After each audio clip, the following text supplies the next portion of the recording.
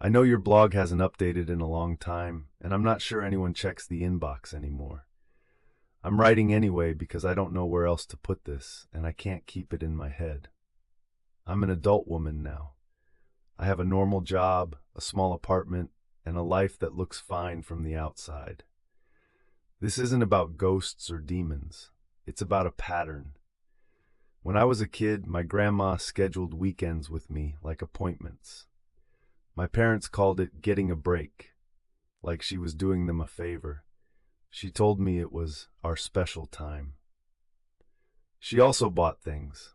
I don't mean occasional gifts. I mean it felt like a system where the gifts were the entry fee. Every time she picked me up, there was something in the front seat already. A stuffed animal, a craft kit, a new pair of shoes, a bag from the mall. If I looked too long at something in a store, she made it happen. She kept receipts in a little envelope in her purse. She would hand me the gift and say, very matter of fact, now you be sweet this weekend. Not good, not helpful. Sweet. Her house was small and clean and always smelled like lemon cleaner and perfume. The windows stayed shut. She kept the lights low, even during the day, with lamps in corners. She had the same schedule every time. We got there. She made me change into house clothes. She did my hair, we had a small dinner, then she put on a church tape or a sermon recording. If I asked to watch something else, she'd smile and say, not on our weekends. Then later she would tell me she needed to run out for a bit. She would make it sound like a simple errand, but she always did the same things first. She'd tell me to take a bath. She would set out a towel and pajamas. She would tell me specifically to wash my feet well. I know that sounds like a normal grandma thing. It didn't feel normal because of how she said it. She would stand in the doorway of the bathroom and repeat it, like she was checking off a list. Wash your feet, use soap between your toes. Then she would leave the door mostly closed, not all the way, like she wanted to hear the water. After the bath, she would have me sit on the couch with a blanket. She would bring me a snack. Then the doorbell would ring. It was always men from her church. Not one man, not a family. Men. Sometimes it was two, sometimes more. They were older, but not all elderly. They came alone, and they never brought wives or kids. They called her sister and acted like they were doing something official. They always had their coats on, even when it wasn't cold, and they always carried a small bag or a book. Grandma would greet them like she had been waiting. She would look at me and say, "Be sweet," again, and then she would say she had to go get something from the car, or she forgot she left the dryer on, or she needed to check on a lady from church. Then she would be gone. I want to be clear about the part that matters. They did not hit me. There was no screaming, there was no knife, no basement, nothing like what people imagine. It was quieter than that, and that's part of why it stayed confusing for so long. They sat close. They asked me questions like they were taking notes, but the questions didn't have anything to do with school. They wanted to know if I was ticklish. They asked if my feet got sweaty. They asked if I had been wearing socks all day. They asked if I had pretty feet like my grandma said. They always said my grandma said. Then they would ask to see them. The first time I said no. One of them smiled like I had made a mistake in church. He said, "Now, sweetheart, your grandma wouldn't want you to be rude." Another one said, "We're just checking something." That was the word they used. Checking. They would pull the blanket back like it was nothing. They would take my feet in their hands. They would smell them. Sometimes they pressed their noses into my skin like they were trying to get a stronger scent. They talked to each other like I wasn't there. "She's clean. She's been washed. It's right." And then they would lick. I know how that sounds written down. It sounds like something that would have triggered an immediate, obvious reaction, like my parents would have noticed, like I would have told a teacher. But it happened in a very controlled way, like they had done it before and didn't want it to get messy. They kept it focused on my feet, my toes, the sides. They would take turns. Sometimes one would hold my ankles down gently while another did it. If I pulled back, they told me to stop fidgeting. If I started to cry, they told me crying was not sweet. They didn't act like it was sexual. They acted like it was a ritual they were entitled to, like communion. They used church words around it. They thanked God under their breath. They said they were grateful for the gift. The worst part is that Grandma wasn't surprised when she came back. She'd return in the middle of it, carrying a bag from the grocery store or holding her keys like she'd just been outside. She'd look at the men and nod. She'd look at me and adjust the blanket, not to cover me, but to keep me in place. She would say, "All right, that's enough," when she decided it was enough, like she was timing it. The men would stop immediately. They would wipe their mouths with a handkerchief or the edge of their sleeve and act normal. Then Grandma would give them something. Sometimes it was an envelope. Sometimes it was a slice of pie wrapped in foil. Sometimes it was a small bottle of something in a paper bag. I never saw exactly what was in the envelopes, but I saw her pull them from the same purse envelope that had receipts in it.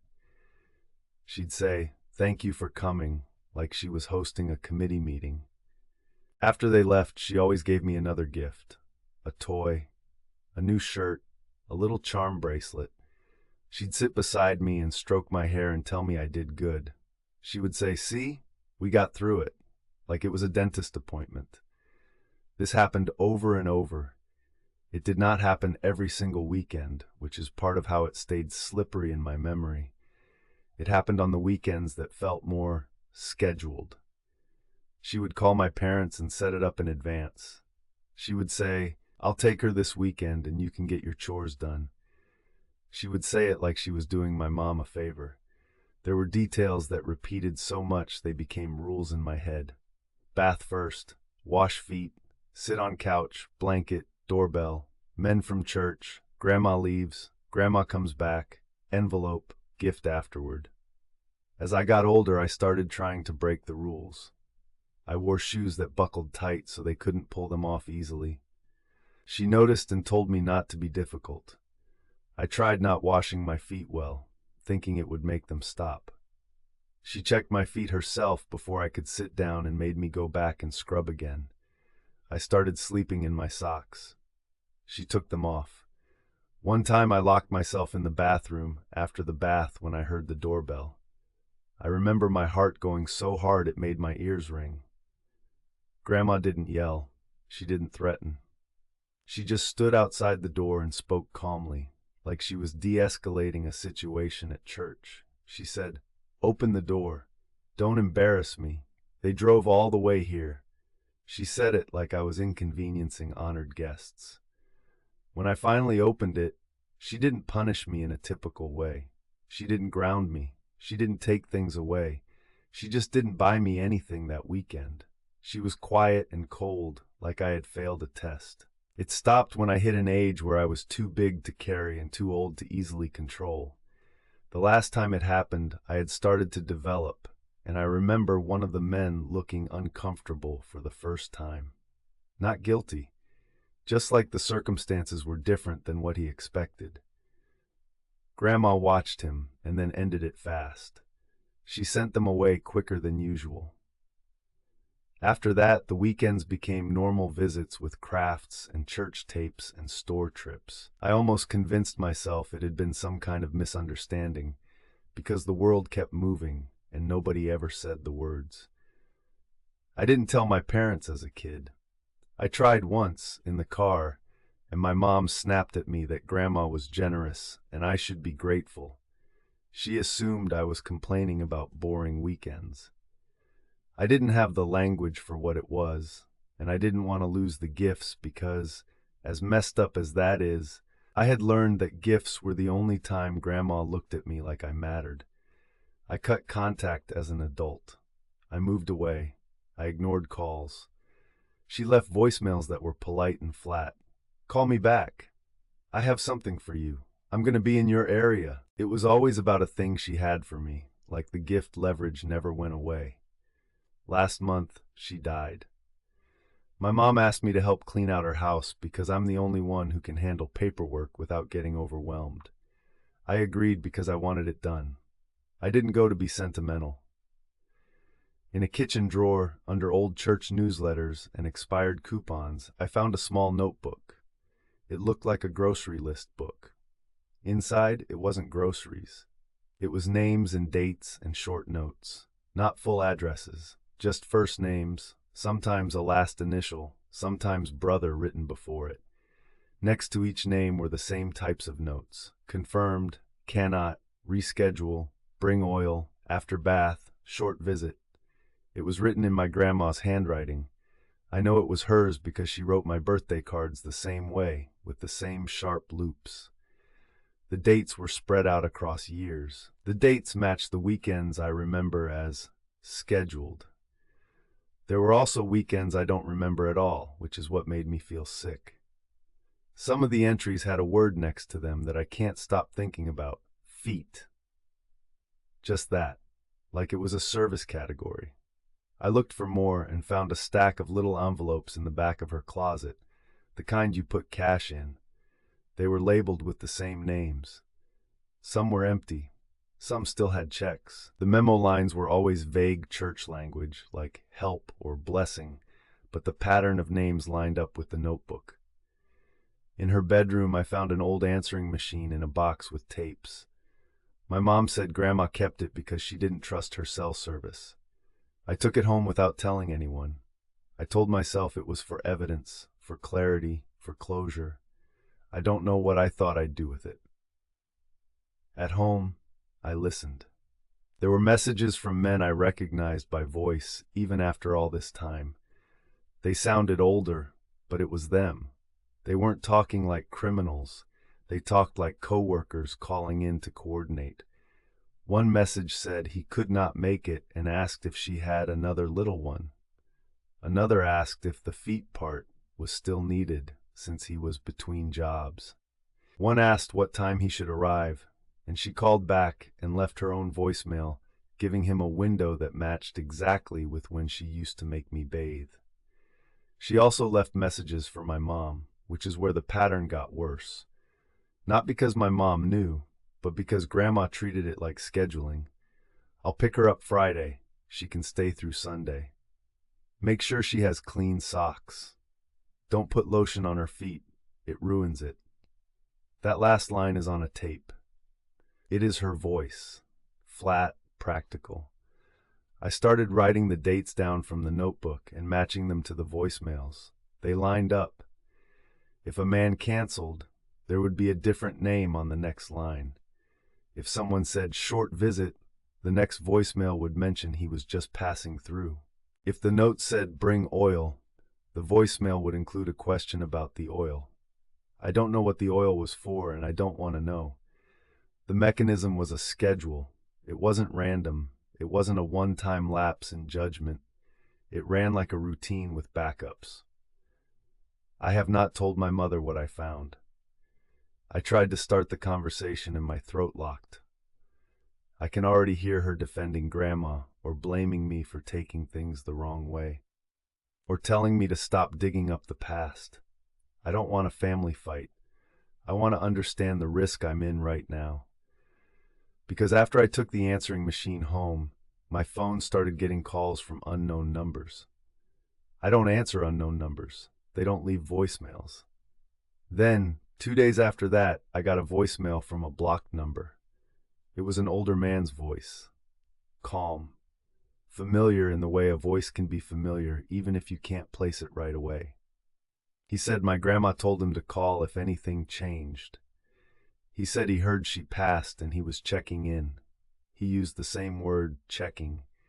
He said, "You still in the same area?" Then he said, "I can do a short visit."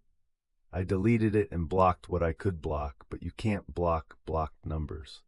I changed my voicemail greeting. I tightened my privacy settings. I checked my building entrance every time I came home. I told myself it would stop. This morning there was a small padded envelope taped to my apartment door. No postage, no label, just my first name written the way my grandma wrote it on birthday cards. Inside was a pair of socks, new, soft, white, and a gift card to a store I used to go to with her. No note. I'm writing this because I need it documented somewhere outside my head and outside my family. If this is just one guy being creepy, then fine, it's still a problem. But the notebook and the tapes make it feel like a system with multiple people, and like my grandma was the point of contact, not the reason it existed. I don't know who has the rest of her stuff now. I don't know who else has that notebook, or if there are copies. I don't know if the men age out of it or recruit someone else. I only know the rule set I lived through, and I know it can run without my consent. If your blog still posts submissions, you can post this without my name, or you can ignore it. I mainly need to put the pattern into words: gifts, leverage, being left alone, and the same men treating my feet like a thing on a checklist. And I need to say this part plainly: I am not a child anymore, but whoever taped that envelope to my door still thinks the weekend is scheduled.